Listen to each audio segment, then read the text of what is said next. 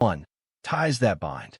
Trent Calloway never considered himself special growing up in Oak Ridge, a blue-collar town where ambition often died in the steel mill shadow.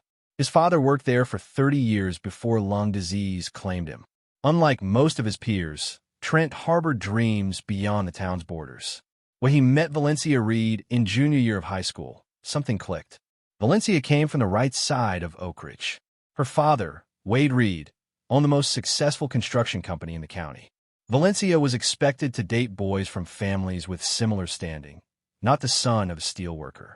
"You're different," Valencia told him on their third date, as they sat by Willow Creek. "Everyone else here just accepts what they're given. You want more." Their romance flourished despite her parents' initial disapproval. Valencia saw in Trent what others missed: determination wrapped in quiet confidence. When college acceptance letters arrived, Trent received a partial scholarship to state, but not enough to cover expenses. Valencia got into several prestigious universities. "We'll figure it out," she promised. "We'll stay together." Then September 11th happened during their senior year. The world changed, and so did Trent's path. The military offered structure, purpose, and college funding. When he told Valencia about enlisting, her reaction surprised him. "I always knew you'd find your way," she said, eyes bright with a mixture of fear and pride. "Just promise you'll come back to me." Wade Reed finally warmed to Trent when he enlisted. "Shows character," he told his daughter, though his wife Claudia remained skeptical. Valencia's best friend, Nora Wexler, warned her about military relationships. "Long distance never works," Nora cautioned, "especially military marriages. My cousin went through it." Valencia dismissed her concerns.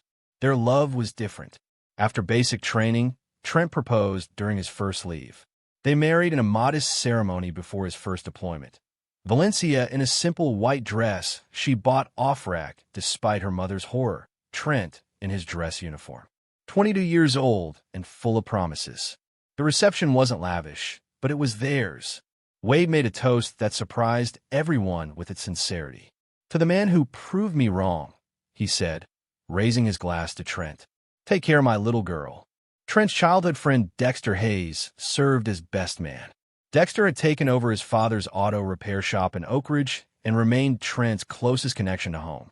"You hit the jackpot, man," Dexter whispered during the reception. "Don't screw it up." What no one at the wedding could see was Wade Reed's construction company was facing financial troubles. The recession had hit hard, but he maintained appearances, telling no one, not even his family, how precarious their situation had become. During his last night before deployment, Trent held Valencia close. "All right, every day," he promised. "This tour will fly by, and when I come back, we'll start building our future."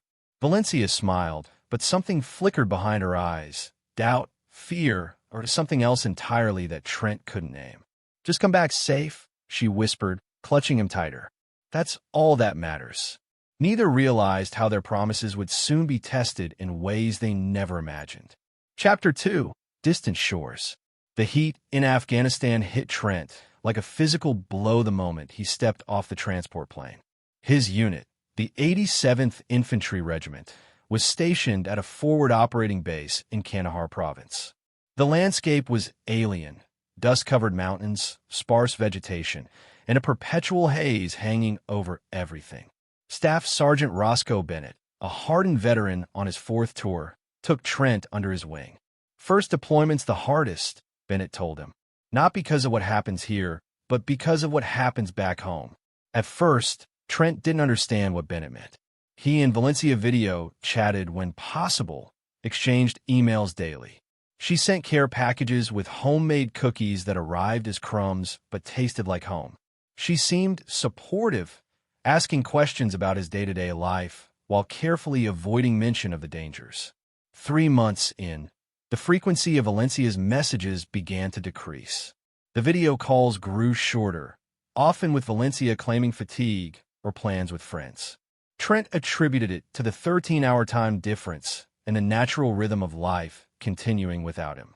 "My wife's started renovating the house," Valencia mentioned during one call, the video quality pixelating her expression. "Dad connected us with this amazing contractor, Garrison Pike. You'd like him. He's rebuilding homes for veterans when he's not working on high-end projects. Trent noted how her eyes lit up when she mentioned the contractor. Something cold settled in his stomach, but he pushed it away. That's great, he said. Just don't break the bank. Don't worry about money, Valencia replied quickly. Dad's helping out. You focus on staying safe. What Valencia didn't share was that the help for her father came with strings. Wade Reed had partnered with Garrison Pike on several commercial developments, desperate to save his failing business. Having Pike renovate Valencia's home was part of cementing that relationship, one that was becoming increasingly important to Wade's financial survival. Meanwhile, Trent's unit faced mounting pressure as insurgent activity increased in their region. During a routine patrol, their convoy hit an IED. 2 soldiers died, and Trent sustained minor shrapnel wounds. The incident earned him a Purple Heart, but left invisible scars. After the attack, Trent tried calling Valencia for comfort, but she didn't answer.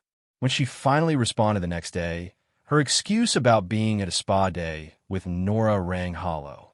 Specialist Daniel Russo, who bunked next to Trent, noticed his growing concern. "Everything cool on the home front?" he asked one night. "Yeah, just the usual distance stuff," Trent replied, not wanting to voice his suspicions. Russo hesitated before speaking. "My ex started the same way before I got a Dear John letter my first tour. Just saying, watch for the signs." The signs multiplied. Valencia's social media showed her at restaurants, parties, and events, always smiling, rarely mentioning Trent. In several photos, a tall, well-dressed man appeared in the background. Though never tagged, Trent recognized him from Valencia's home renovation updates. Garrison Pike. "She's just living her life," Trent told himself. "I can't expect her to put everything on hold." Then came the operation in a small village near the Pakistani border. Intelligence suggested a high-value target was hiding there. What they found instead was an ambush that left Trent with a bullet through his shoulder and 3 more dead comrades. During his recovery at the base hospital, Trent received only one brief email from Valencia expressing generic concern. Meanwhile, Dexter sent him a cryptic message. "Call me when you can, brother. It's important." When Trent finally connected with Dexter via video call, his friend's face was grim. "I don't know how to tell you this," Dexter began, "but Valencia's been seen around town with that contractor. They're not being subtle about it. They're working on the house," Trent said defensively. "Of course they're together." Dexter shook his head. "Not just at the house, man. Dinner at Riversong, weekend trips to the lake." Nora tried to warn her about how it looks, but Valencia shut her down. Trent felt his world tilt. Maybe it's business. Her dad's working with this guy. "That's part of it," Dexter admitted. "Wade's company is in trouble. Word is Pike's investment is keeping it afloat. But this thing with Valencia, it looks personal, Trent." After the call, Trent stared at the ceiling of the medical unit. His shoulder wound, nothing compared to the pain in his chest. That night, he drafted an email to Valencia asking directly about Garrison Pike. He deleted it without sending. Instead, he requested emergency leave, citing family issues. The leave was denied. His unit needed him, especially with their reduced numbers. Trent would have to wait 3 more months before rotation home. 3 months to wonder what awaited him in Oak Ridge. Chapter 3. Shattered Illusions. Trent's unit returned to Fort Drum in New York on a crisp autumn day. After processing through base, soldiers reunited with waiting families. Trent scanned the crowd, spotting families embracing, children running to fathers, wives clutching husbands, but no Valencia. He pulled out his phone, finding a text sent that morning. "Sorry, can't make it to New York. House emergency. See you at home. Love you." Dexter had offered to drive up, but Trent had declined, wanting Valencia to be there instead. Now he regretted that decision as he boarded the shuttle to the airport alone. Upon landing at Oak Ridge Regional Airport, Trent found Dexter waiting. "Thought you might need a ride after all," Dexter said, embracing him. During the drive to Trent's house, the modest 3-bedroom he'd purchased with his military signing bonus before deployment, Dexter was uncharacteristically quiet. "Just say whatever you need to say," Trent finally prompted. Dexter gripped the steering wheel tighter. "I'm not sure what's waiting for you at home, but be prepared. Things have changed. With Valencia, With everything. Her dad's business is barely hanging on. Pike's been the white knight, but rumors say the partnership isn't just business. When they turn on a Trent Street, he immediately noticed the changes. The once simple house now featured a new facade, landscaping, and a BMW parked in the driveway beside Valencia's Audi. "Wanted to come in?" Dexter asked as they pulled up. Trent shook his head. "I need to handle this myself." Inside, the house was unrecognizable. Open concept where walls once stood, high-end finishes, designer furniture, a showcase rather than a home. Valencia emerged from the kitchen, looking startled. Her hair was different, her clothes more expensive, but it was the diamond bracelet on her wrist that caught Trent's attention, one he'd never seen before. "Trent, you didn't tell me exactly when you'd be here," she said, moving to embrace him awkwardly. "House emergency?" he asked, stepping back. Looks like the emergency was making it into a showroom. Valencia flushed. The renovations ran over. Garrison was just fixing. "Garrison," Trent interrupted. First-name basis with the contractor? Before Valencia could respond, a tall man with perfectly styled hair and a tailored shirt emerged from the back of the house. "Sorry to interrupt," he said smoothly. "I was just checking the guest bathroom installation." Trent's jaw tightened. "You must be Pike." "Garrison, please," the man said, extending his hand with practiced charm. "Valencia's told me so much about you. Thank you for your service." The rehearsed gratitude felt hollow.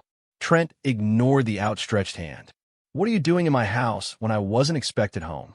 An uncomfortable silence fell before Valencia intervened. "Garrison, maybe you should go. Trent and I need to catch up." After Pike left, Trent confronted Valencia. "What's really going on here? And don't insult me with lies." Valencia's composure cracked. "What do you want me to say? That I've been lonely? That while you've been gone, I've had to remake my life? Dad's business is failing, Mom's drinking again, and I've been here alone trying to hold things together." "And Pike's been helping you hold things together?" Trent asked quietly. "He understands what I'm going through. He's been here, while I've been dodging bullets and watching friends die," Trent finished. "I'm sorry that was inconvenient for you." Valencia's expression hardened. "You chose to leave. You chose the military over college, over me." "I chose to serve my country and build a future for us," Trent countered. "A future?" Valencia laughed bitterly. "Look at Garrison. He built his business from nothing. He employs dozens of people. He's helping save Dad's company. What's your plan? More deployments? More months apart?" The words hung between them like shrapnel. Valencia seemed to realize she'd gone too far, but couldn't take it back. "Is there something going on between you two?" Trent asked directly. Valencia looked away. "I don't know what you want me to say. The truth will be a start." After a painful silence, Valencia met his eyes. "I care about him. It wasn't planned, but while you were gone, I realized I deserve someone who'll be here. Someone successful, with ambition beyond a military career." The admission hit Trent like a physical blow. "Someone successful," he repeated. "Right." That night, Trent slept in the guest room. The next morning, he found an envelope on the kitchen counter. Inside was a letter from Valencia requesting divorce and a check from Wade Reed for $75,000, labeled property settlement. Trent called a lawyer that afternoon. Within a week, he had moved out, renting a small apartment above Dexter's auto shop. The divorce proceedings began quickly, with Valencia eager to finalize things. Through it all, Trent maintained a composed exterior that worried his friends. "You're too calm," Dexter observed one evening. "It's not natural. What good would losing it do?" Trent replied, "She's made her choice." What Trent didn't share was that beneath his calm demeanor, a plan was forming, not just for survival, but for transformation. The military had taught him strategy, patience, and how to identify an enemy's vulnerabilities. Valencia and Garrison had underestimated him, as had Wade Reed with his insulting payoff attempt. They thought Trent Calloway was a stepping stone on their path to success. They would soon discover he was actually a landmine, waiting for the right pressure to detonate. Chapter 4: Foundations of Vengeance. The divorce was finalized in record time, with Valencia eager to move forward with her new life. Trent signed the papers without contesting anything, a decision that puzzled both his lawyer and Dexter. She's taking you to the cleaners, his attorney, Leona Bradshaw, warned. We could fight for more. I don't want anything from her, Trent replied. Clean break. Leona, a sharp-witted divorce attorney who specialized in military cases, studied him with concern. This isn't like most soldiers I represent. Usually, there's anger, resentment. Who says I'm not resentful? Trent asked with a smile that didn't reach his eyes. What no one understood was that Trent's apparent passivity was calculated. While Valencia celebrated her freedom with Garrison Pike at Oak Ridge's upscale venues, Trent was conducting reconnaissance.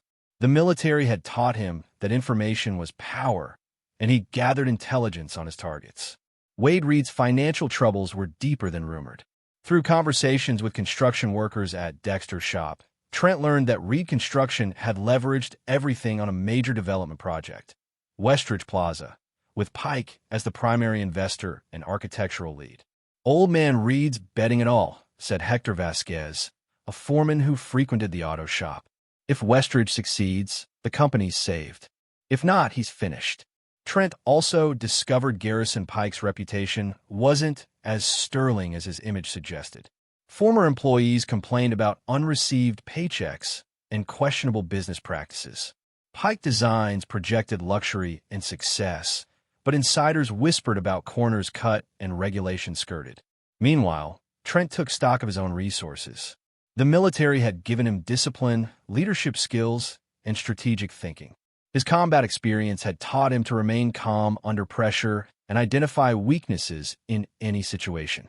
He had his modest savings, the $75,000 settlement he hadn't touched, and his VA benefits. Most importantly, he had time. Valencia and Pike thought he was broken, a jilted husband licking his wounds. Their underestimation was his greatest advantage. 3 months after the divorce, Trent enrolled in business courses at the community college using his GI Bill benefits. His focus, supply chain management and entrepreneurship. His professors noted his intensity and practical approach to every assignment. You're not like our typical students, observed Professor Dominique Torres after Trent presented a business case study. You're already thinking 10 steps ahead. While taking classes, Trent maintained his job at Dexter's shop, learning the business side of operations. He saved aggressively, living in the apartment above the garage and spending little on himself.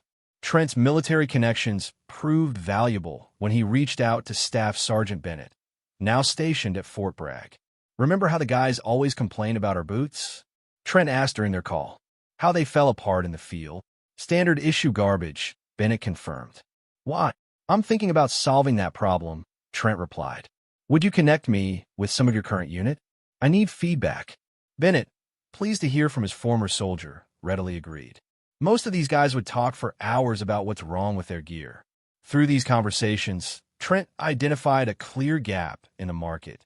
Tactical footwear that actually met the needs of operators in the field.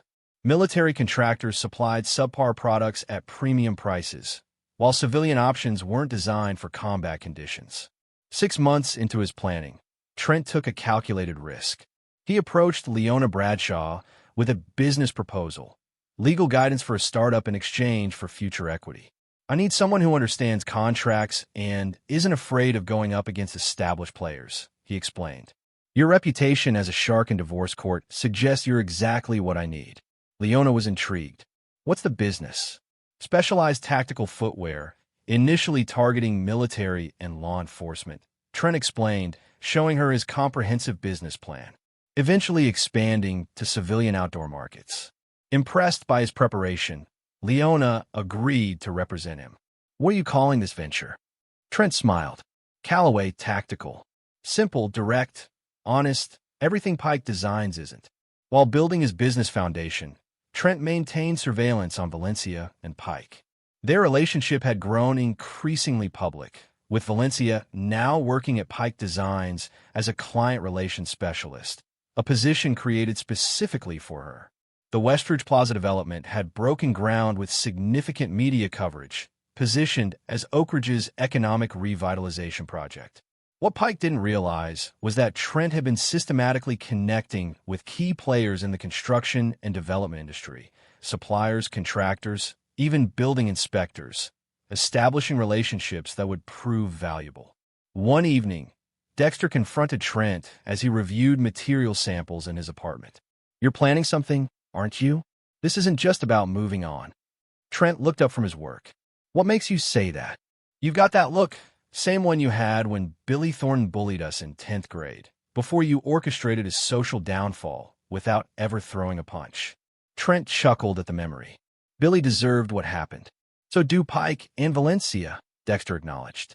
"Just tell me you won't do anything that'll land you in prison." "I'm not interested in prison visits." "Nothing illegal," Trent promised. "Just appropriate consequences."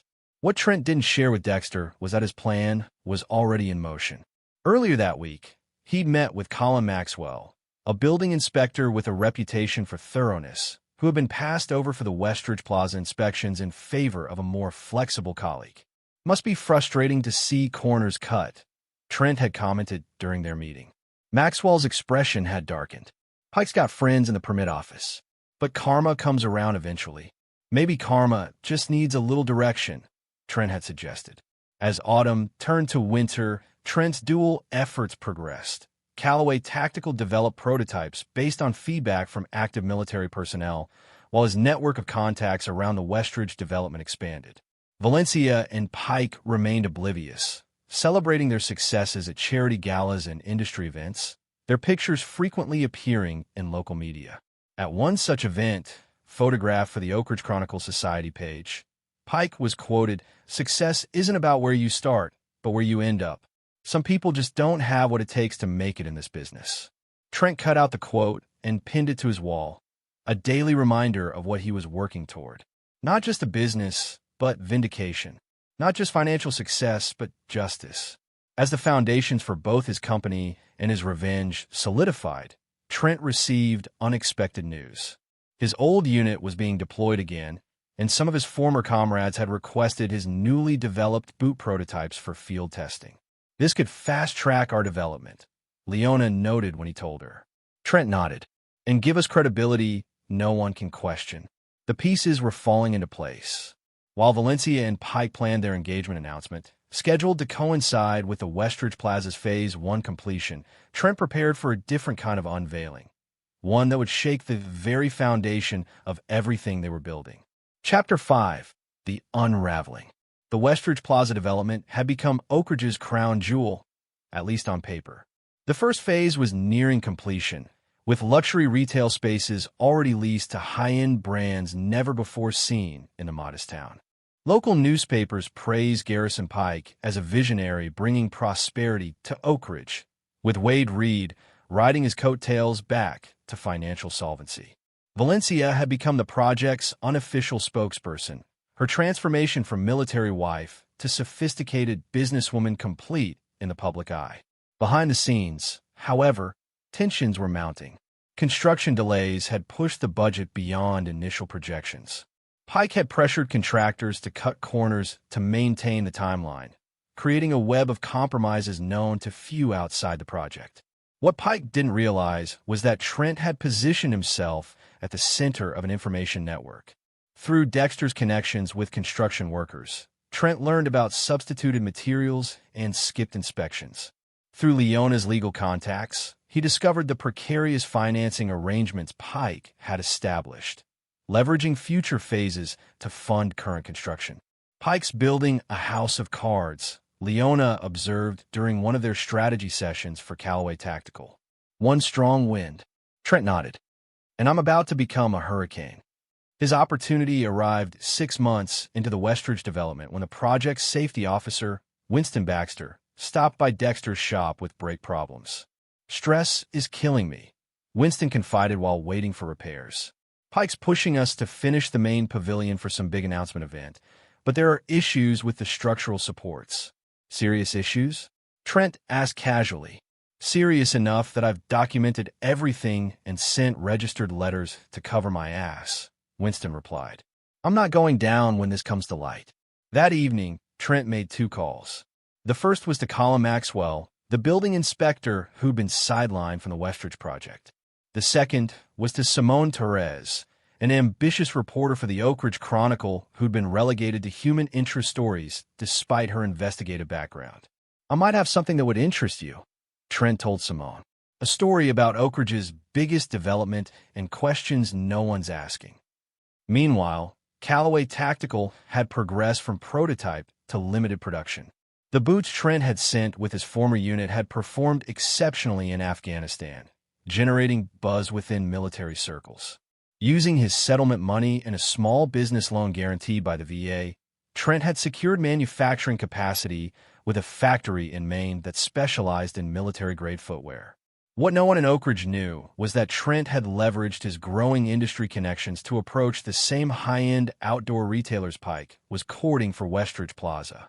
His pitch: authentic performance footwear designed by veterans, not fashion items masquerading as tactical gear. 2 weeks before the grand Phase 1 opening of Westridge Plaza, Trent's plans converged. The Oak Ridge Chronicle published Simone Torres's explosive investigation. Questions of safety. Westridge development shortcuts exposed. The article detailed substituted materials, skipped inspections, and structural concerns backed by Winston Baxter's documentation and Colin Maxwell's professional assessment. The same day, the Department of Building Safety announced an emergency inspection of all Westridge Plaza structures before any occupancy permits would be issued. Construction halted immediately. Pike was blindsided. At an emergency meeting with Wade, Reed, and other investors, he projected confidence. This is a minor setback. Some disgruntled ex-employee making noise. We'll handle it. Valencia, now sporting an ostentatious engagement ring, publicly defended Pike in a press conference. These allegations are baseless attacks on Oak Ridge's economic future. Garrison Pike's reputation for excellence speaks for itself. What they couldn't know was that Trent had already met with a major retailer signed for Westridge Plaza, presenting evidence of the structural concerns and offering them space in a competing development, one actually built to code, in neighboring Clayton County. 3 retailers pulled out of their Westridge contracts within days, citing safety concerns.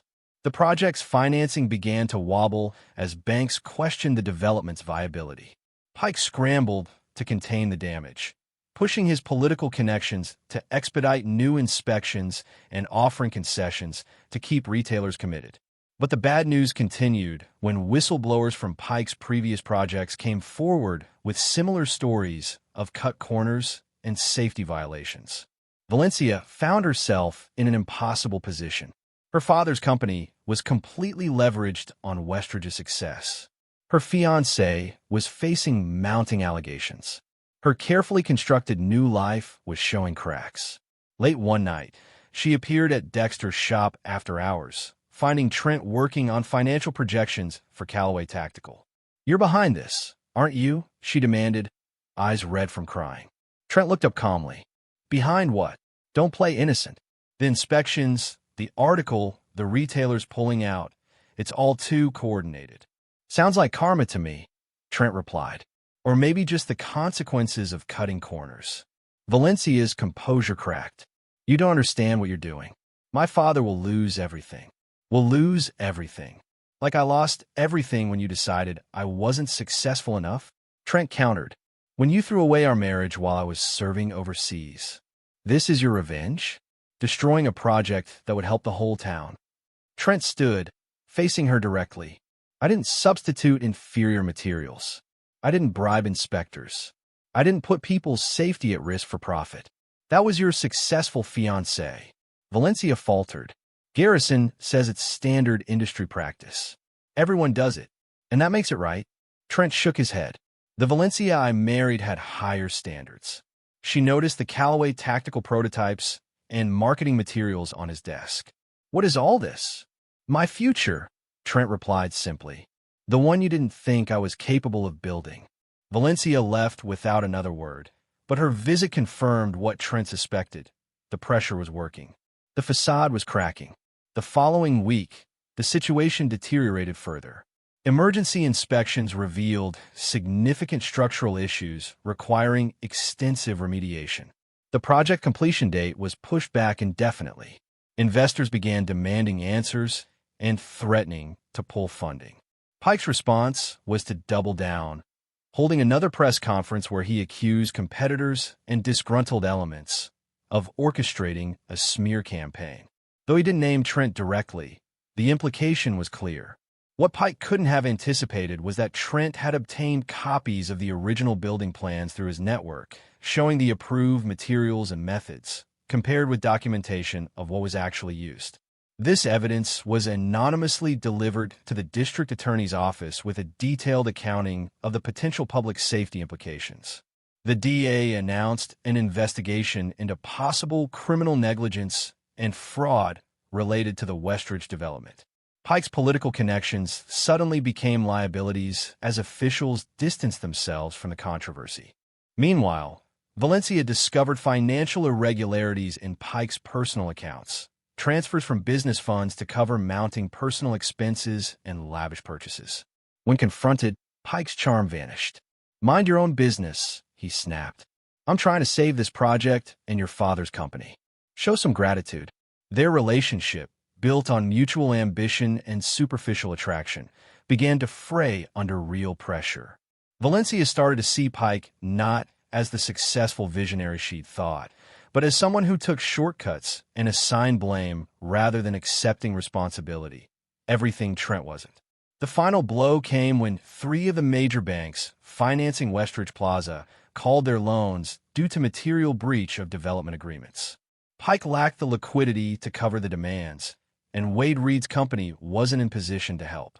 At the height of the crisis, Trent launched Callaway Tactical with a media campaign featuring testimonials from active military personnel. The company's motto, "Built with integrity, tested in combat," was a not-so-subtle contrast to Pike's faltering reputation.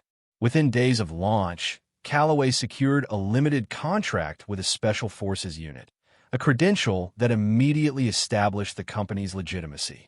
Orders began flowing in from military personnel and law enforcement agencies who had heard about the boots through the veteran community.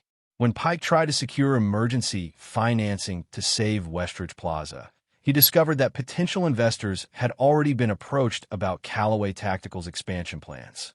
Several had chosen to back Trent's venture instead, impressed by his approach and the product's authenticity. The unraveling was complete when Wade Reed, facing financial ruin, made a desperate decision.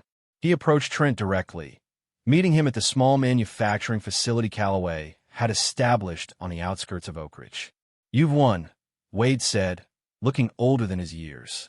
"Pike's finished. Valencia's devastated. Was that enough revenge for you?" Trent regarded his former father-in-law calmly. "This was never about revenge, Wade. It was about consequences." Pike built his success on shortcuts and lies. That kind of foundation always collapses eventually. "And what about my company? The workers who depend on those jobs?" Trent had anticipated this conversation. "I have a proposal. Reed Construction has a solid reputation outside of the Westridge disaster. Callaway Tactical needs to expand manufacturing. We could form a partnership, your construction experience, my growing brand." Wade was stunned. "Why would you help me after everything?" "Because unlike Pike, I don't destroy things for personal gain," Trent replied. "But my offer comes with conditions. Complete transparency. No shortcuts. And you cut all ties with Pike." Faced with no alternatives, Wade agreed. The partnership would save his company while helping Callaway Tactical expand. The news spread quickly through Oakridge.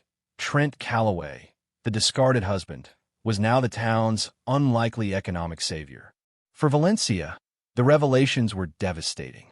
Her fiancé was under investigation. Her father had partnered with her ex-husband. Her carefully constructed new life had imploded spectacularly. And through it all, Trent had never once engaged in direct confrontation or questionable tactics. He had simply exposed the truth and offered better alternatives. The revenge she had accused him of was really a mirror, reflecting the consequences of her own choices back at her. Chapter 6: Phoenix Rising. In the aftermath of the Westridge Plaza collapse, Oakridge experienced a period of economic uncertainty. The promised revitalization had evaporated, leaving half-finished structures and unemployed construction workers in its wake. Garrison Pike faced multiple investigations, criminal charges for negligence and fraud, civil lawsuit from investors and contractors, and professional censure from architectural associations. His response was characteristic. He fled town overnight, taking what liquid assets remained and leaving Valencia to face the consequences alone. The engagement ring, which Valencia discovered was purchased with company funds, became evidence in the fraud investigation. While Pike avoided immediate consequences through expensive attorneys and jurisdictional complications, his reputation was destroyed. Former business associates distanced themselves, and his previous projects came under scrutiny for similar violations. Valencia, abandoned and humiliated, retreated from public view. Her position at Pike Designs disappeared with the company's bankruptcy. Her social circle, built around her relationship with Pike and their shared success, evaporated when both proved illusory. Contrary to expectations, Trent took no public pleasure in their downfall. When asked about the situation by local media interested in the drama, he offered only a measured response. Business should be built on integrity and actual value, not appearances. Callaway Tactical focuses on creating products that perform when lives depend on them. The partnership between Callaway Tactical and Reed Construction proved surprisingly effective. Wade's experience in development and construction complemented Trent's strategic vision and product knowledge. Together, they converted an abandoned factory on Oak Ridge's north side into Callaway's expanded manufacturing facility, employing many workers left jobless by the Westridge failure. 6 months after the Westridge collapse, Callaway Tactical had grown from a startup to a recognized name in specialized footwear. Their military contracts expanded, and law enforcement agencies across the country began adopting their boots as standard issue. The company's commitment to quality and its foundation in actual field experience resonated with professionals who understood the importance of reliable equipment. Trent's leadership style contrasted sharply with Pike's flashy approach. He maintained a modest office in the factory, regularly walked the production floor, and knew every employee by name. His military background informed his management philosophy: clear objectives, defined responsibilities, and genuine concern for his team. The success brought unexpected attention. Industry publications featured Callaway Tactical as an emerging player disrupting established manufacturers. Veteran organizations praised the company's hiring practices, which prioritized former military personnel.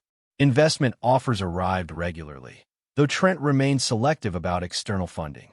One evening, as Trent reviewed expansion plans in his office, Dexter arrived with surprising news. "Valencia is back working at the diner," he said, referring to the local restaurant where she had waitressed during college.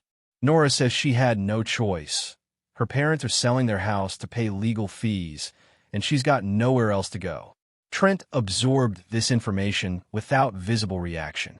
"That's unfortunate." "That's it. Unfortunate?" Dexter pressed. "The woman who dumped you for a more successful man is now serving pancakes while you're running a $1 million company. There's poetic justice, and then there's this." "What do you want me to say, Dexter? That I'm celebrating her downfall? I'm not Pike. I don't build myself up by standing on others. So you feel nothing seeing her brought so low?" Trent considered the question seriously. "I feel that everyone's choices lead somewhere. She chose Pike because he appeared successful and present. I was neither at the time. Her mistake wasn't choosing him over me. It was valuing appearance over substance." Dexter shook his head. "You're a better man than most." What Trent didn't share was the complexity of his feelings. Vindication, certainly, but not the satisfaction he had expected. The revenge that had driven him for months felt hollow now that it was complete. Valencia's suffering didn't heal his wounds. Only his own success and forward momentum did that. The following week, Callaway Tactical received an unexpected visitor. Valencia arrived at the factory reception area, clearly uncomfortable but determined. "I need to speak with Trent," she told the receptionist. "It's personal." When Trent emerged from his office, Valencia barely recognized him. Gone was the military crew cut, replaced by a more relaxed style. His posture remained disciplined, but he carried himself with the confidence of someone who knew exactly who he was and where he was going. "Valencia," he acknowledged. "Let's talk in my office." Once the door closed, Valencia spoke rapidly. "I know you orchestrated everything. The inspections, the article the investors pulling out.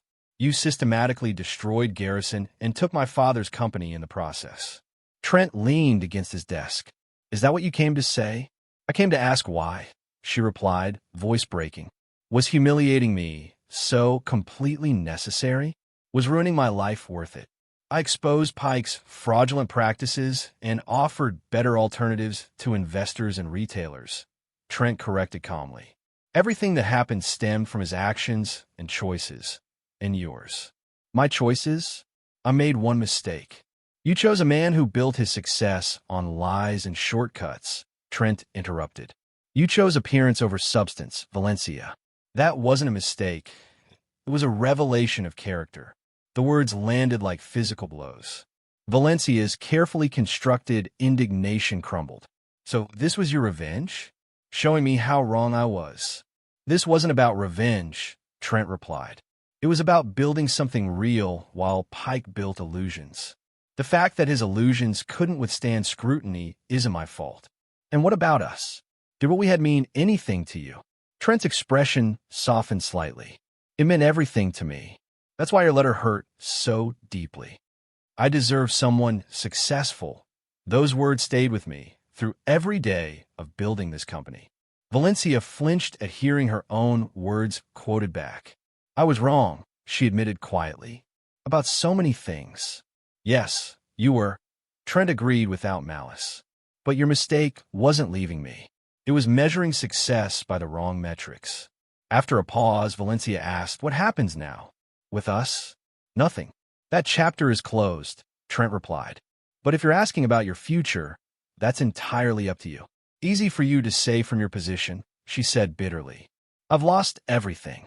No, you've lost the illusion of everything, Trent corrected. Just like I did when I came home to find you with Pike. The difference is what we built afterward. Their conversation was interrupted by Leona Bradshaw arriving for a scheduled meeting. Seeing Valencia, she raised an eyebrow, but remained professional. Should I come back later? She asked Trent. No, we're finished, he replied, turning to Valencia. Good luck, Valencia. I mean that sincerely. As Valencia left, she passed the wall of Callaway Tactical's core values, prominently displayed in the reception area. Integrity, resilience, innovation, purpose. Words that once would have seemed quaint to her now felt like an indictment of all she had valued and lost. That evening, Trent met with Wade Reed at the factory to discuss expansion plans. Despite their complicated history, they had developed a functional professional relationship. Valencia came to see you today, Wade noted. It wasn't a question. She did, Trent confirmed. She's struggling, Wade said, the concern of a father evident in his voice. Claudia and I are doing what we can, but the legal bills. Trent nodded. I heard you're selling the house. No choice. Pike left us holding most of the bag, Wade admitted. The partnership with you saved the business, but our personal finances are another matter. After their meeting concluded, Trent made a decision that surprised even himself. Through an anonymous arrangement facilitated by Leona, he purchased the Reed family home at its full market value, allowing the bank to place it in a rental program that permitted the Reeds to remain as tenants at a reduced rate. When Dexter discovered this arrangement, he was baffled. After everything they put you through, why help them? Trent struggled to articulate his reasoning. Because revenge wasn't the point. Building something better was. And because carrying hate is heavier than carrying compassion. As Callaway Tactical continued its ascent, Trent maintained his focus on expansion and innovation. The company opened a research facility dedicated to developing new materials and designs. They launched a civilian line that quickly gained traction in outdoor and workwear markets. National retailers began carrying their products, and international distribution deals were in negotiation. Meanwhile, Garrison Pike's legal troubles mounted.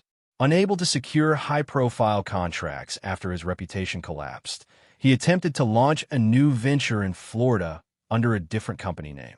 The scheme unraveled when previous clients recognized him and alerted authorities to his presence.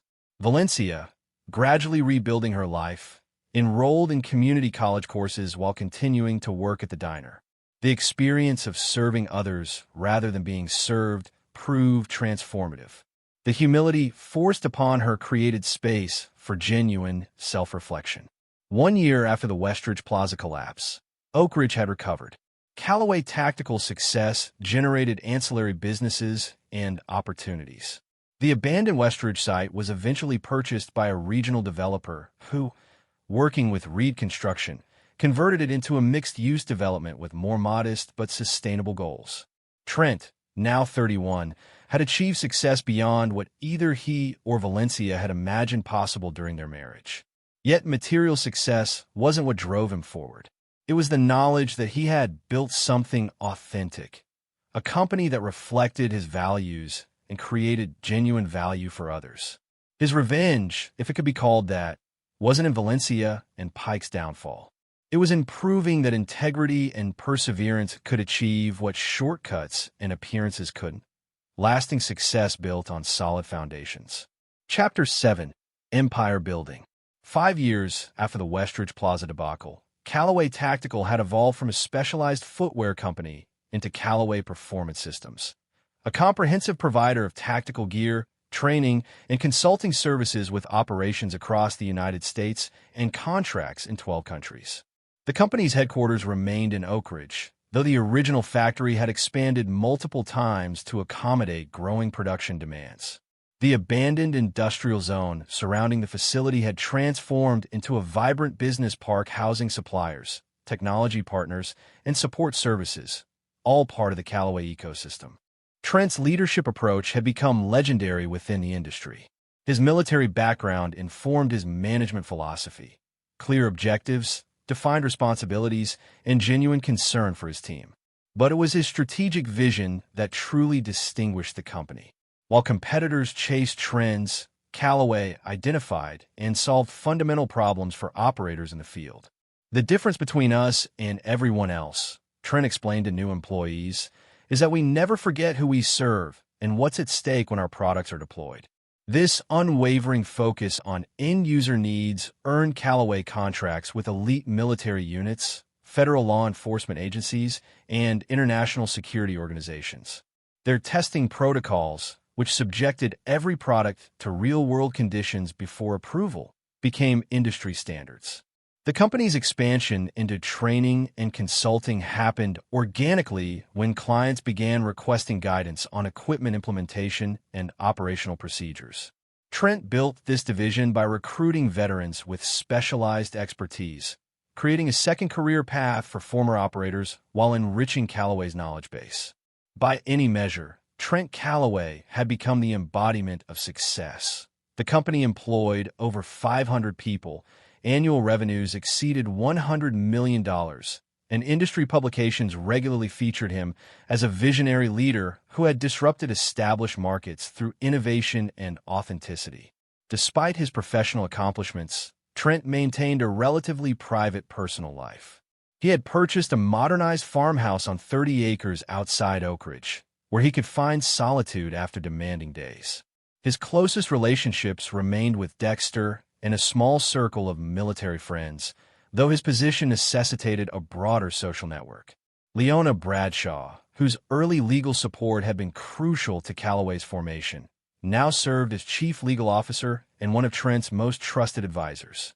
Their professional relationship had deepened into genuine friendship based on mutual respect and shared values. "You never actually talk about it," Leona remarked during a rare social dinner at Trent's home. The transformation from jilted husband to industry leader. "It's quite the story."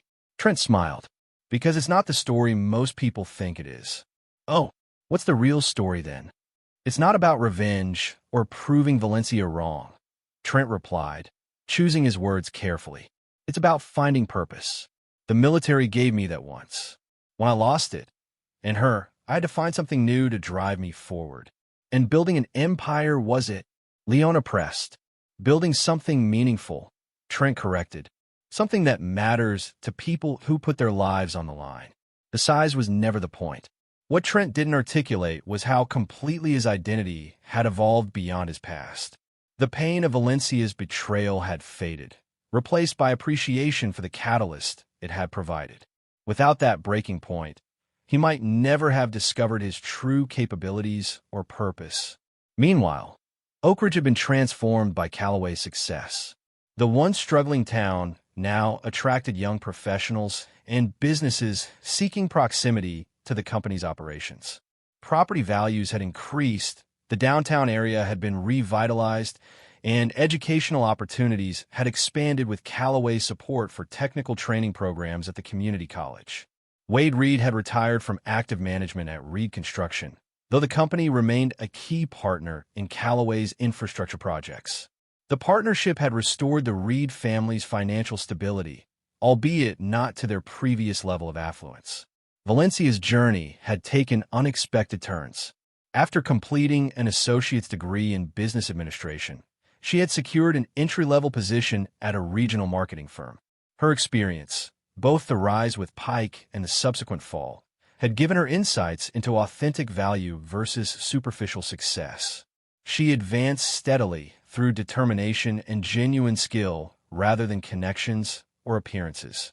Occasionally, Trent and Valencia crossed paths at business functions or community events. Their interactions remained cordial but distant, a mutual acknowledgement of their shared history without any attempt to revisit it. What neither knew was that their paths would soon converge again under circumstances neither could anticipate. The catalyst was a routine business decision. Callaway Performance Systems needed expanded public relations capabilities to support international growth. After reviewing proposals from several firms, Trent's team selected Meridian Marketing, Valencia's employer, based on their regional expertise and competitive pricing. When the contract was finalized, Valencia was assigned as the account manager due to her familiarity with Oak Ridge's business landscape. Her first meeting at Callaway headquarters would be her first direct professional interaction with Trent in years. The night before the meeting, Valencia sat in her modest apartment reviewing Callaway's materials.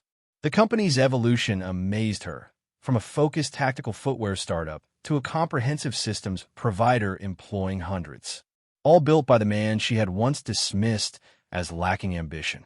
At their scheduled meeting, Valencia arrived at Callaway headquarters 15 minutes early, taking in the impressive facility. The reception area displayed the company's products, awards, and core values, still the same four words Trent had established at the beginning: integrity, resilience, innovation, purpose. When Trent entered the conference room, accompanied by his marketing director, Valencia was struck by the man he had become. Now 36, he carried himself with quiet confidence that required no external validation. Success had not made him flashy or arrogant, qualities she had once mistakenly associated with achievement. Valencia, he acknowledged with a professional nod.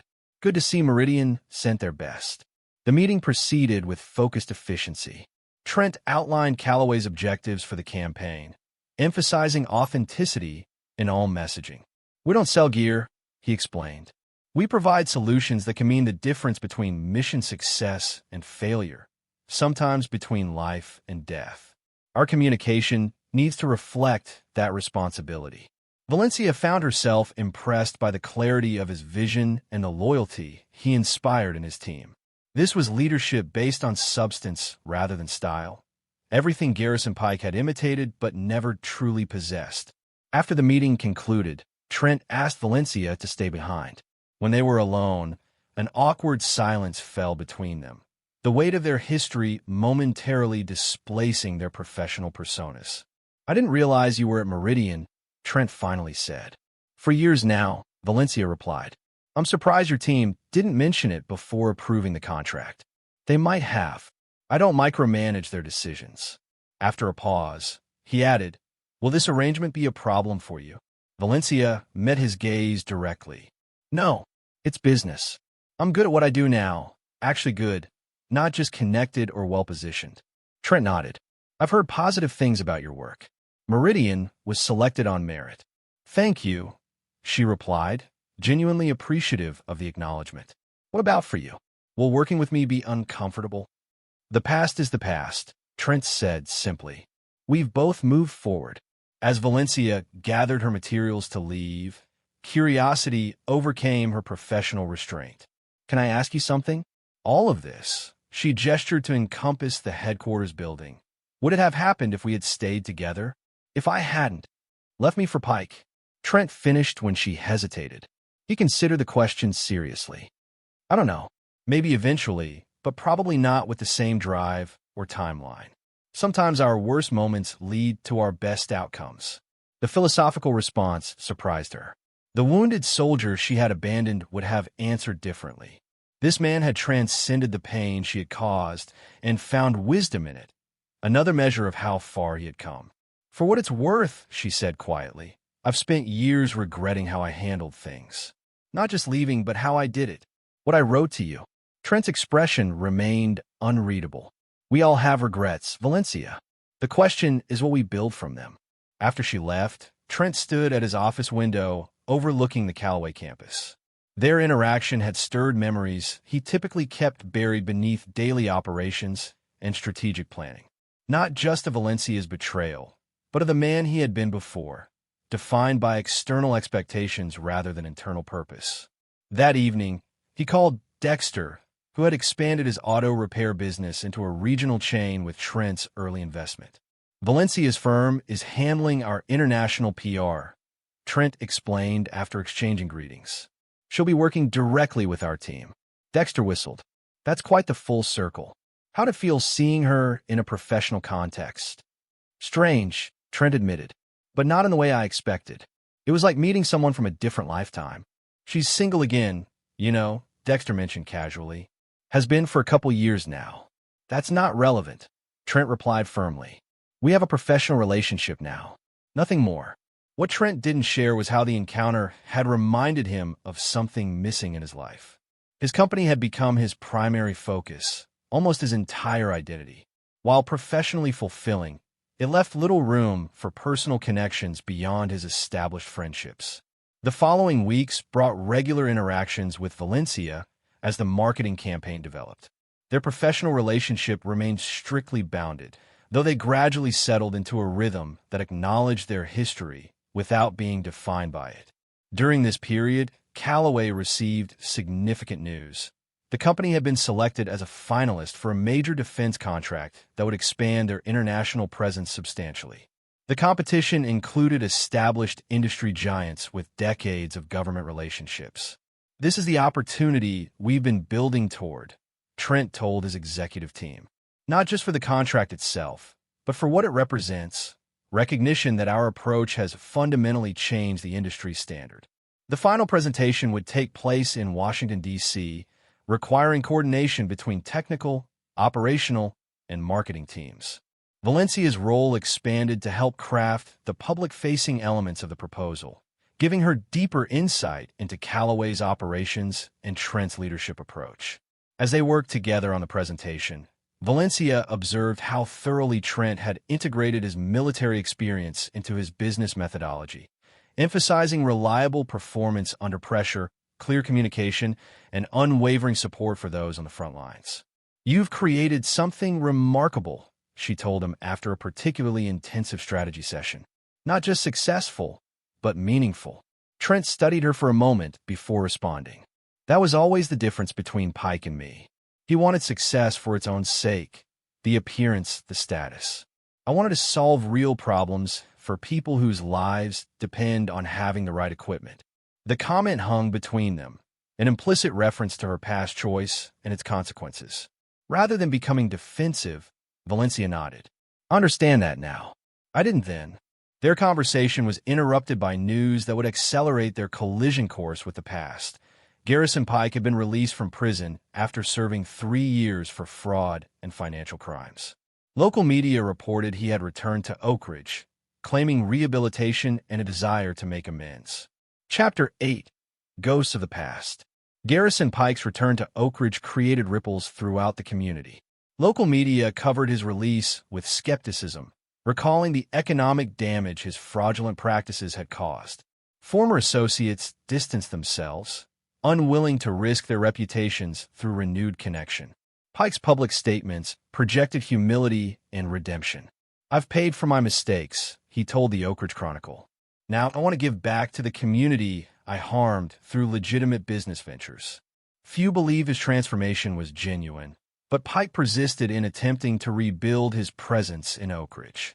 He rented a modest office downtown, far from his previous luxurious headquarters, and established Pike Consulting, positioning himself as an advisor to small businesses and entrepreneurs. When Trent learned of Pike's return, his response was measured. As long as he operates legally and stays away from my company, his presence doesn't concern me, he told his executive team, who worried about potential disruption. Valencia's reaction was more complicated. Pike had contacted her immediately upon his return, requesting a meeting to clear the air and make amends for past wrongs. She had declined firmly, but his persistence troubled her. "He keeps calling," she confided in Nora during lunch. "Says he's changed and wants to apologize properly." Nora, who had remained Valencia's friend through her downfall and rebuilding, was skeptical. "Garrison doesn't apologize. He manipulates. Whatever he wants, it's not closure." Valencia agreed intellectually, but admitted the situation was stirring up unresolved feelings. "Working with Trent's company while Garrison tries to reconnect. It's like my past and present are colliding." The collision intensified when Pike began publicly praising Callaway Performance Systems as an example of the innovation Oak Ridge needs and expressing interest in potential collaborative opportunities. His transparent attempt to associate himself with Callaway's success caught media attention, forcing Trent to respond. Through an official statement, Callaway Performance Systems made its position clear. "We have no relationship with Mr. Pike and no interest in establishing one. Our standards for business partners include a demonstrated history of integrity and transparent practices." The public rejection angered Pike, whose rehabilitation narrative required acceptance from successful local businesses. His focus shifted to Valencia, intensifying his efforts to reconnect with her as both a personal validation and a potential inroad to Trent's world. "He's becoming more aggressive," Valencia told Trent after a project meeting. "Showing up at my office, sending elaborate gifts. It's affecting my work." Trent frowned. "Have you considered a restraining order?"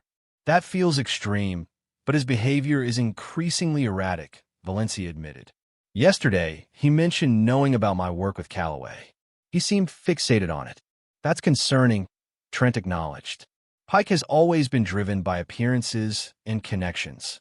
Seeing you working with me after everything must be triggering his worst insecurities."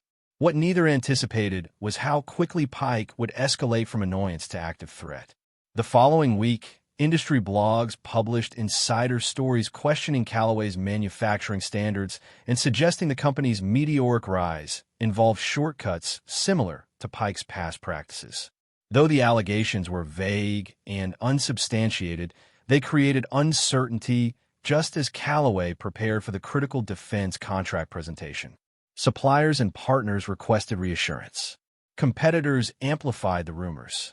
Leona's investigation quickly traced the stories to sources connected to Pike, though his involvement was carefully concealed. "Classic Pike. He's trying to create doubt through innuendo," she reported to Trent. "Nothing actionable yet, but the timing is obviously intended to disrupt the contract bid." Valencia was horrified when she discovered Pike's campaign. "He's using the same tactics you exposed years ago, now against you," she told Trent. "I feel responsible since my connection to both of you gave him the opening." "You're not responsible for his actions," Trent replied firmly. "But your insight into his methods could be valuable in countering them." As the defense contract presentation approached, Pike's attacks grew more sophisticated. Financial analysts received anonymous tips suggesting Callaway's growth was unsustainable. Manufacturing employees were approached about potential safety concerns that could be shared with regulatory agencies. Pike was leveraging every contact and tactic to undermine the company Trent had built. The situation reached critical mass when Pike managed to access preliminary marketing materials for the defense contract through a junior employee at Meridian who had previously worked for him. The breach compromised sensitive elements of Callaway's proposal strategy. Valencia discovered the leak and immediately reported it to both her superiors at Meridian and to Trent. "Pike manipulated my colleague using their past relationship," she explained. "He's been planning this for weeks." The crisis required immediate response. Trent convened an emergency meeting with his executive team and legal counsel. We have two challenges, he outlined. First, securing our proposal and adapting to the breach. Second, neutralizing Pike's ongoing campaign without being distracted from our objectives. While Callaway's technical team worked to revise their presentation strategy, Leona developed the counteroffensive against Pike. We need to expose his methods without engaging in the same tactics, she emphasized. Maintaining our integrity is non-negotiable.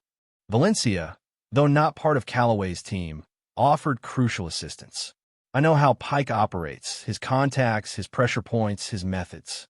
Let me help. Her involvement created a strange alliance between former spouses now united against a common adversary.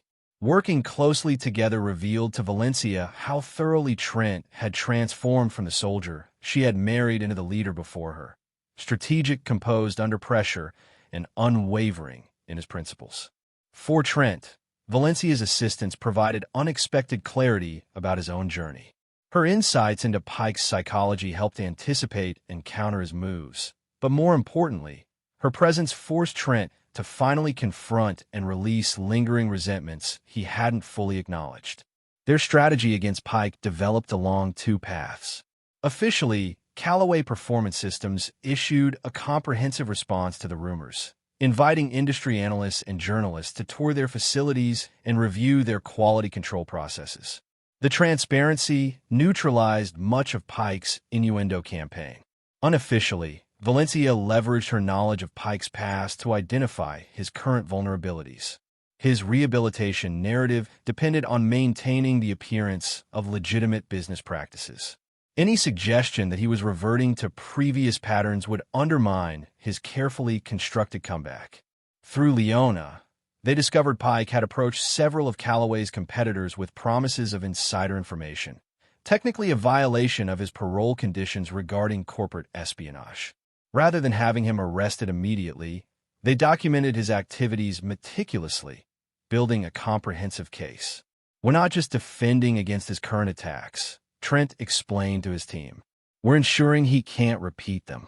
As the defense contract presentation date approached, Pike grew increasingly desperate. His campaign against Callaway wasn't achieving the desired impact, and his attempts to re-establish himself in Oak Ridge's business community were faltering as his true intentions became apparent.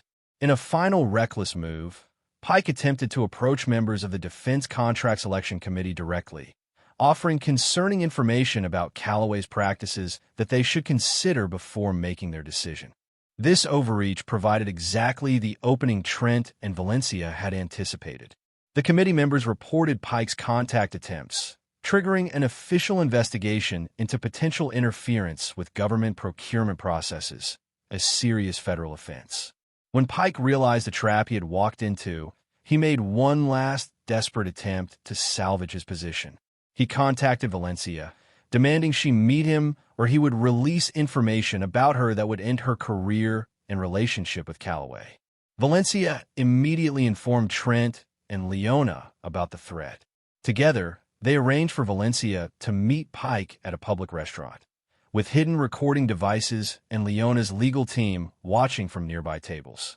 At the meeting, Pike's facade of rehabilitation completely collapsed. He alternated between threatening Valencia and attempting to charm her with memories of their past relationship. When neither approach worked, he revealed his true motivation.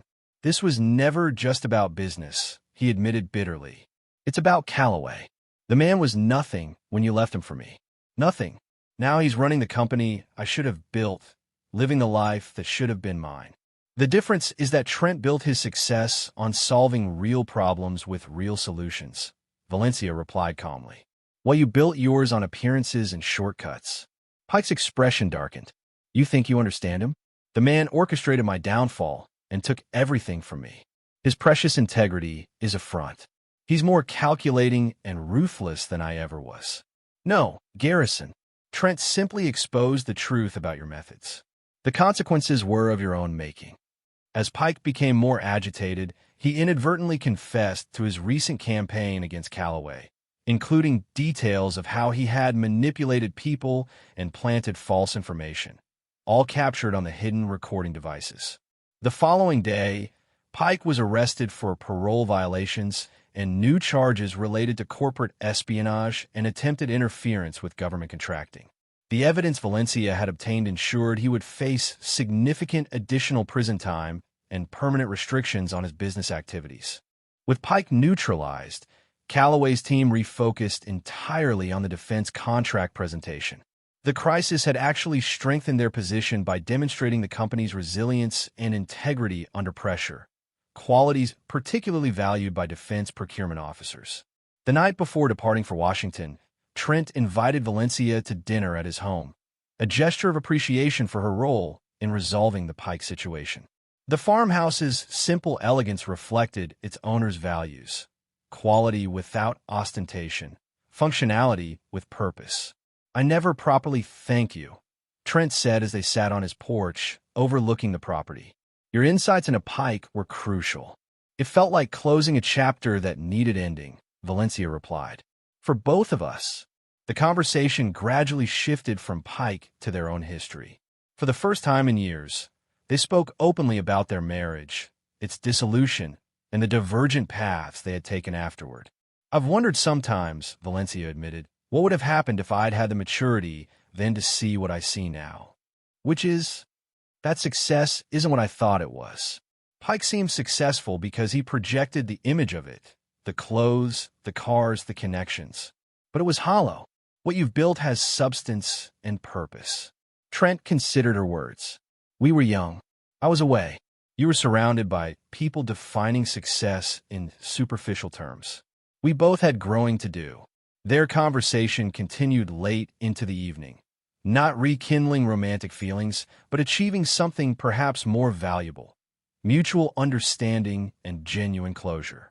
As Valencia prepared to leave, she asked the question that had lingered unspoken throughout their renewed connection. "The high school reunion is next month. Will you be attending?" Trent hadn't considered it. His focus had been entirely on the defense contract and countering Pike's threats. "I hadn't planned on it. Those events always feel like exercises in comparison and nostalgia." "You'd certainly win any comparison," Valencia noted with a small smile. "The most successful graduate in our class, by any measure." "That was never the point," Trent replied. "I know. That's why you deserve the recognition," Valencia said. "Think about it. It might be a fitting conclusion to this chapter for both of us." As she drove away, Trent considered the invitation and what it represented. Perhaps it was time to come full circle, to return to where their story began, not for validation or vindication, but as acknowledgement of the journey completed. The following morning, Trent and his team departed for Washington, focused entirely on the presentation that could expand Calloway's impact globally. The past, for the moment, was placed firmly behind them. Chapter 9. Full Circle. The Oak Ridge High School 20th reunion was held at the Grand Meridian Hotel, the most upscale venue in the now prospering town. The transformation of Oak Ridge over 2 decades mirrored the divergent journeys of its graduates. Some had flourished beyond expectations, others had struggled against unforeseen challenges, and many had settled into lives different from their youthful ambitions.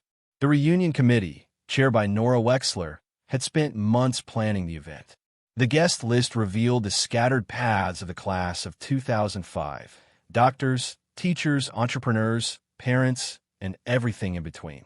But one name generated particular anticipation: Trent Calloway, whose success had put Oak Ridge on the map and whose personal story had become local legend. "Is he actually coming?" committee members asked repeatedly. "Has he confirmed?" Trent had neither confirmed nor declined. The defense contract presentation in Washington had been successful, with the final decision expected within weeks. Upon returning to Oak Ridge, he had immersed himself in operational matters, the reunion invitation set aside amid more pressing concerns. 3 days before the event, Dexter raised the subject during their monthly dinner. "So, are you going to show these people who you've become, or what?" Trent shrugged. "What would be the point? The people who matter to me already know who I am." "Maybe it's not about proving anything," Dexter suggested. "Maybe it's about closing a circle." The phrase echoed Valencia's words from weeks earlier.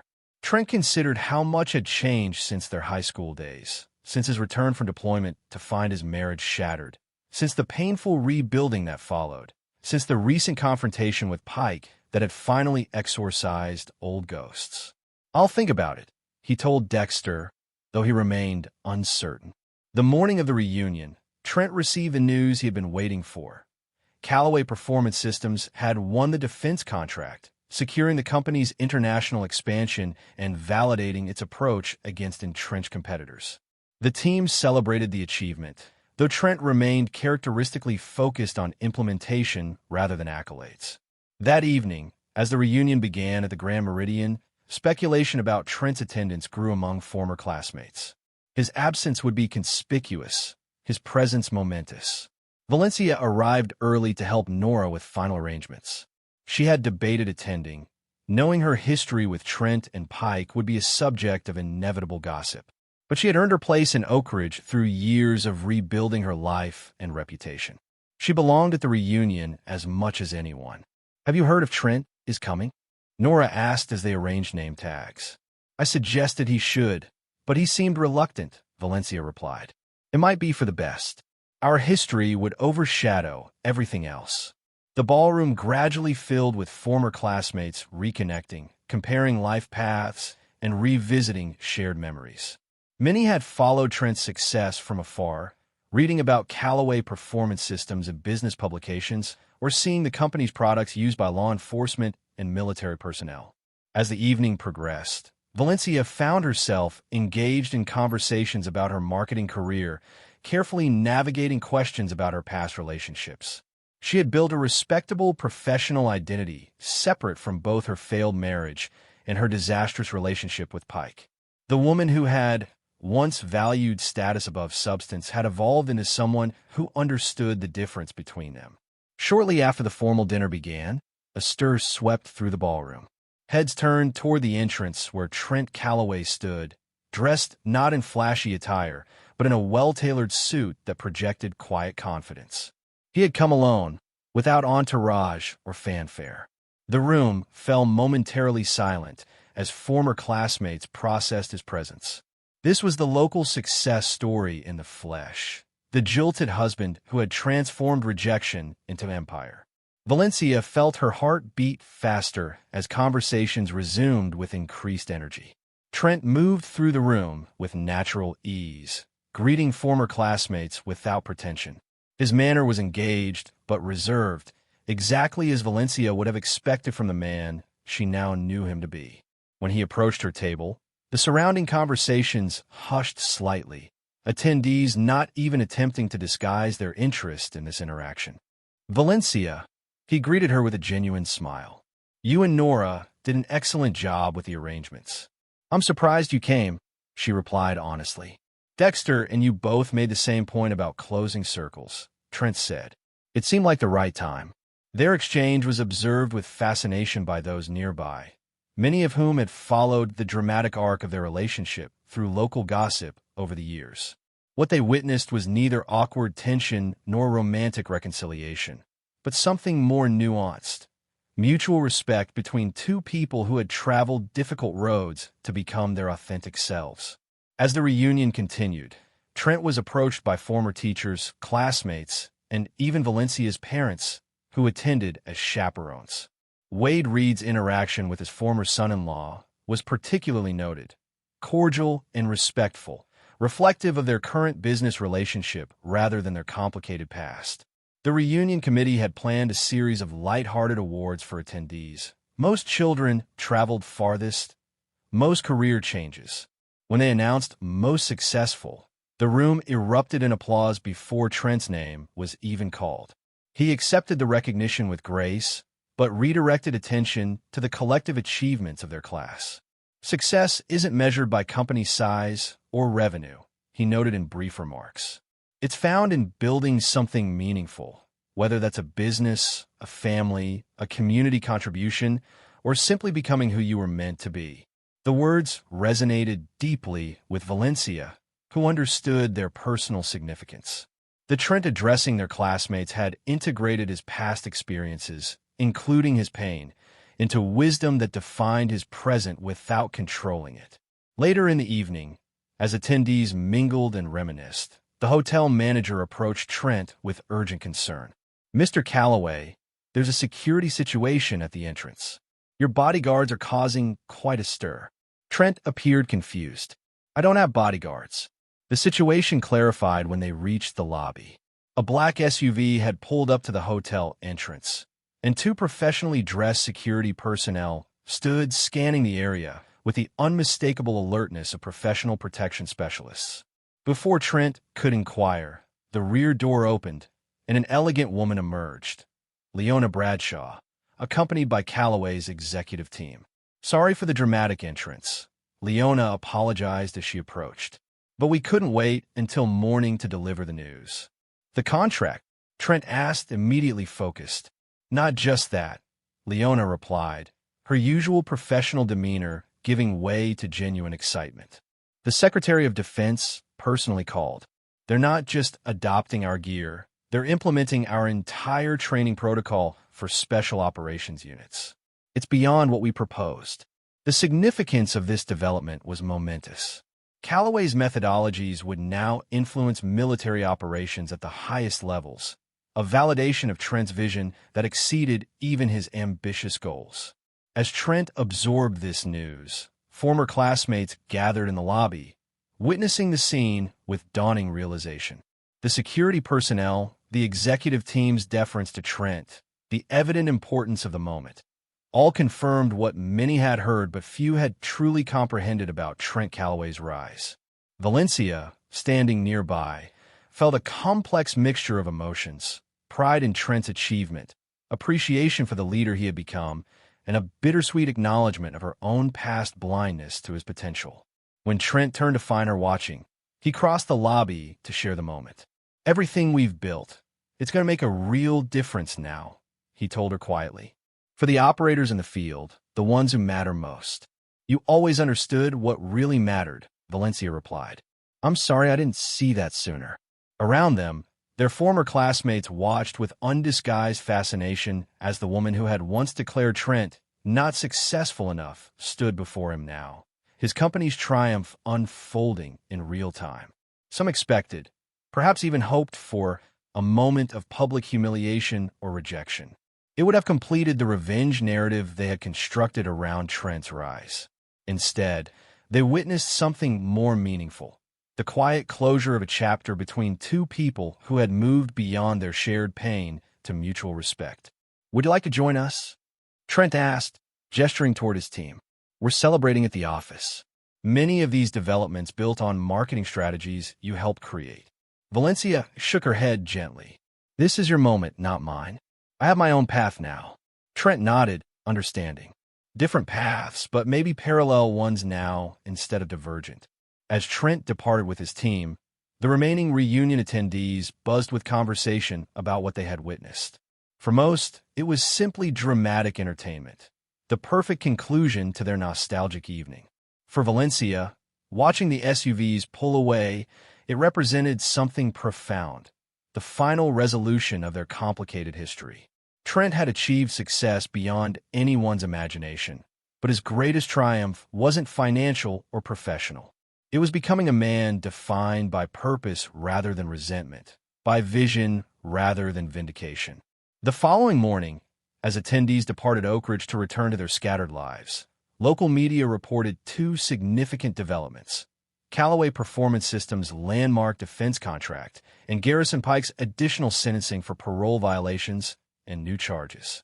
The contrast between these stories provided perfect symmetry. The man who had built his success on integrity reaching new heights, while the man who had relied on shortcuts and appearances faced the consequences of those choices once again. Trent returned to his farmhouse after the celebration with his team, reflecting on the completion of a journey that had begun with a devastating betrayal. The revenge he had once craved had materialized in a form he could never have anticipated, not through Valencia's downfall or Pike's imprisonment, but through his own transformation into someone who had transcended their impact on his life. The military had taught him that true victory wasn't about destroying enemies, but about achieving objectives that mattered. His objective had evolved from personal vindication to creating something of lasting value. a company that protected those who protected others. As for Valencia, the reunion marked her own form of closure. The ambitious young woman who had valued status over substance had grown into someone who recognized authentic achievement. Her professional success, though more modest than Trent's, was built on genuine skills rather than connections or appearances. In the weeks following the reunion, as Callaway Performance Systems began implementing the defense contract, Trent received an unexpected message from Valencia. Not a personal outreach, but a formal introduction to a veteran support organization seeking corporate partnerships for rehabilitation programs. The gesture communicated everything necessary about their new relationship: professional, purposeful, focused on creating value rather than revisiting the past. Trent approved the partnership immediately, recognizing its alignment with Callaway's core values. Their paths would continue to intersect in Oak Ridge's business community, their shared history informing but no longer defining their interactions. Both had learned the same fundamental lesson through different experiences. True success wasn't measured by external validation, but by internal integrity. The transformation of a heartbroken soldier into an industry leader hadn't occurred because of revenge, but because of resilience. The company he built stood as testament not to Valencia's poor judgment, but to his own discovered purpose. And in that discovery lay the most complete form of vindication, becoming someone whose success was so authentic and meaningful that comparison to the past became irrelevant. Trent Callaway had not just survived betrayal. He had alchemized it into something precious and enduring.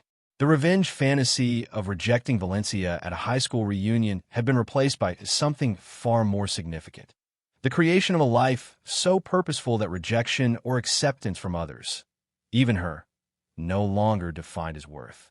That was the true victory, the genuine triumph, the most complete circle of all. And there you have it. Another story comes to an end. What did you think? I'd love to hear your thoughts in the comments below. If you enjoy this story, consider joining our community by subscribing. It means the world to us.